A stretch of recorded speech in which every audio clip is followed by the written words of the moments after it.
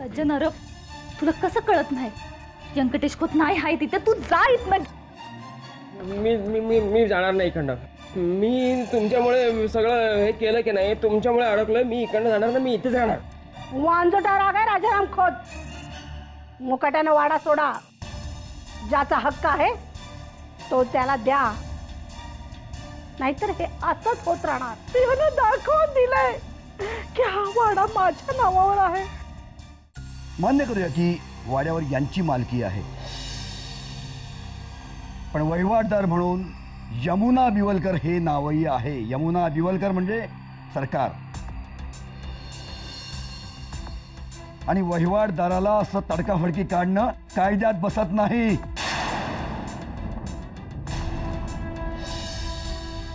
राजाराम खोत, तुमचा कायदा इथं चालत नाही आणि गावाला तो कळत नाही.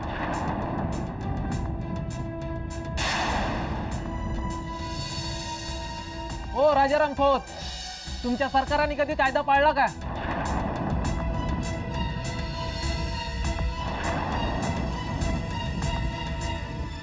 गावात सतत त्यांचाच कायदा चाललाय.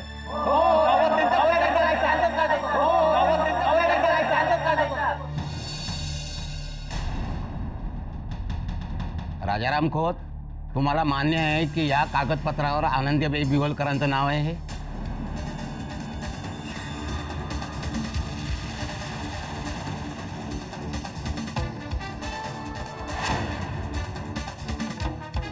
मान्य.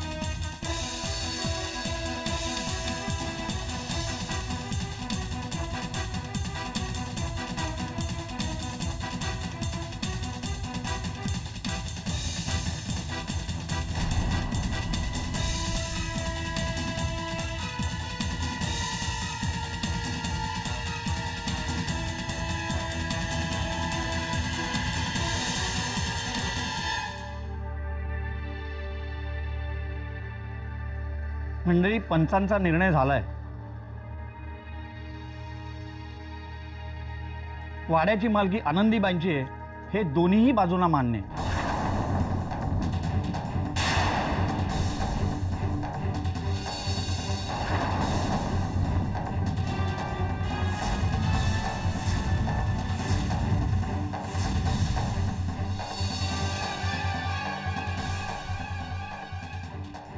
तेव्हा मालकीबद्दल वाद असण्याचा प्रश्नच राहिलेला नाहीये.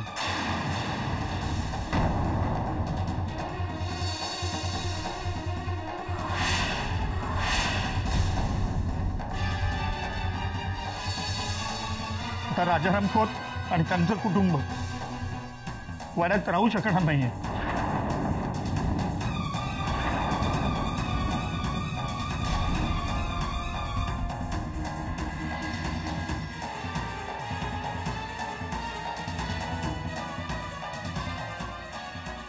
पंचांनी निर्णय घेतलाय तर त्यांनी ताबडतोब वाडा सोडावा.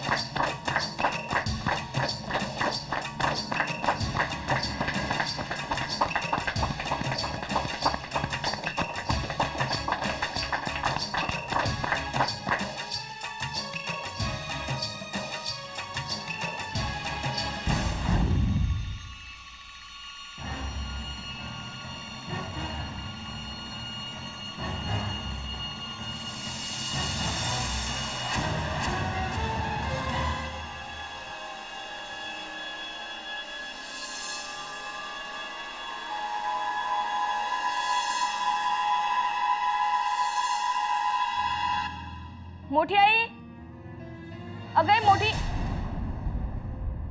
मोठी आई, हे मोठी आई,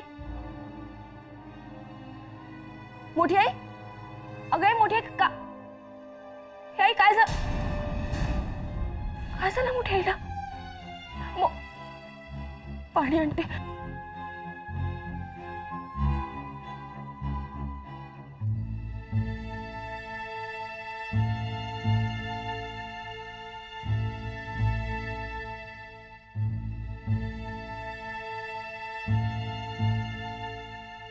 मोठी आई, अगं मोठी मोठी मोठी उठ उठ, अगं उठ ना, काय झालं तुला? अगं अगं असं का पडलीस तू? आणि इकडे तिकडे काय बघतेस तू? हे मोठी काय झालं मला सांग ना, काय झालं? तू रडतेस का? हा वाडा सोडावा लागणार ग चित्रा आपल्याला. पारखा होणार हा वाडा मला, पारखा होणार ग.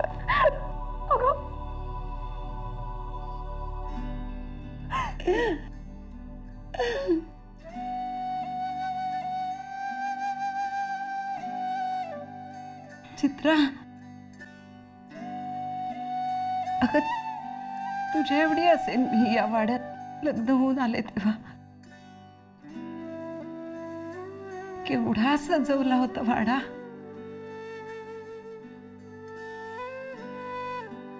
उंबरठ्यावर महाप ओलांडून आले ना, अक्कादानी पोटाशी धरलं मला आणि हळूच कानात सांगितलं, सावित्री, या वाड्याची सून नाहीस तू, मुलगी आहेस. तेव्हाच ठरवलं मी, आता या वाड्याबाहेर जाणार ती माझी तिरडी. कुठे आहे, जिवंतपणी नाही जाणार या वाड्यातनं बाहेर. पण माझं नशीब बघ ना ग, हे मला सोडून परागंदा झाले ना, तरी धीर धरला मी. येतील परत या आशेवर,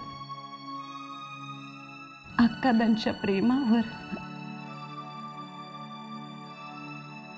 तर अक्कादाच परागंदा झाल्या, अक्कादाच गायब झाले चित्रा. तर काय, या वाड्याचा आधारही सुटला. चित्रा,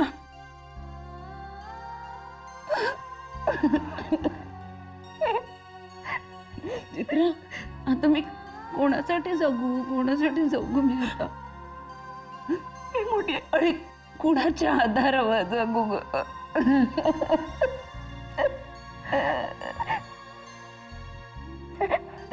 सांग, मी कोणाच्या आधारावर जगू? हे बघ मोठी आई, तूच म्हणतेस ना माणसाने धीराने घेतलं पाहिजे. हा, आता तू का धीर सोडतेस? आपण सगळ्यांनी धीर धरायला हवा. अक्कादा येईपर्यंत आपण सगळ्यांनी धीर धरायला हवा. आणि अशी हिंमत सोडून कसं चालेल मोठी आई? इकडे बघ, तू रडू नकोस. हे बघ, काही होणार नाही. सगळं पूर्वीसारखं नीट होईल. अक्कादा परत येतील. आपण परत पूर्वीसारखं राहू.